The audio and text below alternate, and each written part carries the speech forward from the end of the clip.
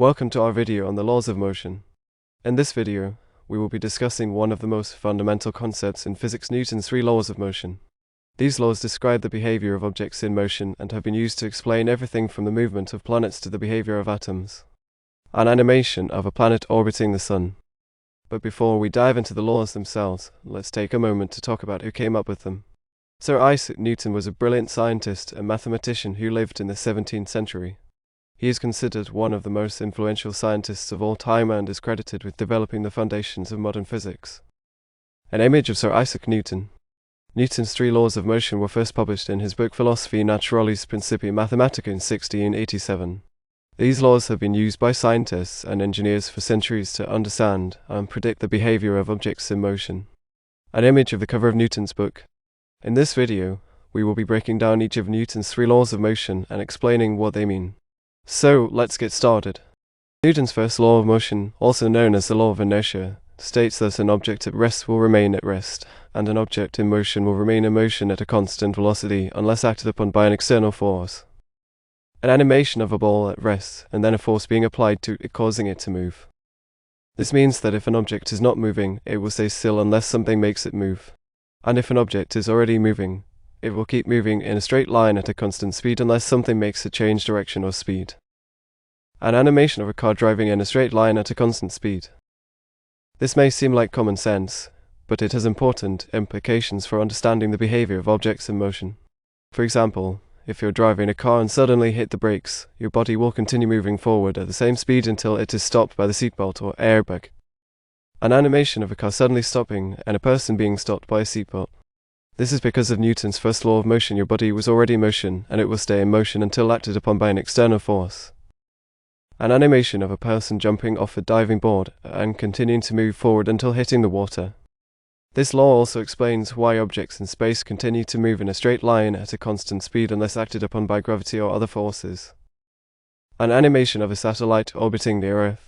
So, to summarize, Newton's first law of motion states that objects at rest stay at rest, and objects in motion stay in motion at a constant velocity unless acted upon by an external force. Newton's second law of motion states that the acceleration of an object is directly proportional to the force applied to it and inversely proportional to its mass. An animation of a heavier object requiring more force to move than a lighter object. This means that the more force you apply to an object, the more it will accelerate. And the more mass an object has, the more force you will need to apply to achieve the same acceleration. An animation of a small car and a large truck being pushed with the same force, with the truck moving slower due to its greater mass.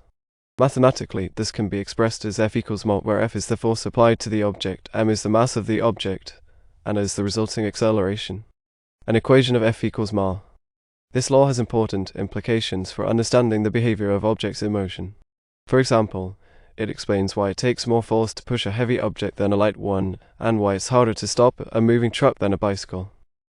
An animation of a person pushing a heavy box than a light box. It also explains why objects with more mass require more force to accelerate, such as a rocket launching into space. An animation of a rocket launching into space. So, to summarize, Newton's second law of motion states that the acceleration of an object is directly proportional to the force applied to it and inversely proportional to its mass. Newton's third law of motion states that for every action, there is an equal and opposite reaction. An animation of a person pushing against a wall, with an equal and opposite force pushing back. This means that when one object exerts a force on another object, the second object exerts an equal and opposite force back on the first object. An animation of a person jumping off a diving board, with the force of the jump pushing the person up and the reaction force of the water pushing the person back down. This law has important implications for understanding the behavior of objects in motion. For example, it explains why a rocket can launch into space. The force of the rocket's engines pushing down on the ground creates an equal and opposite force pushing the rocket up into the air. An animation of a rocket launching into space. It also explains why it's difficult to move heavy objects. The force you apply to the object is met with an equal and opposite force pushing back on you. An animation of a person trying to push a heavy box, with the box pushing back with an equal and opposite force. So, to summarize, Newton's third law of motion states that for every action, there is an equal and opposite reaction. And there you have it, Newton's 3 laws of motion explained. These laws describe the behavior of objects in motion and have been used to explain everything from the movement of planets to the behavior of atoms. An animation of a planet orbiting the sun, and an animation of atoms moving. Newton's first law of motion states that objects at rest stay at rest, and objects in motion stay in motion at a constant velocity unless acted upon by an external force. An animation of a ball at rest, and a car driving in a straight line at a constant speed.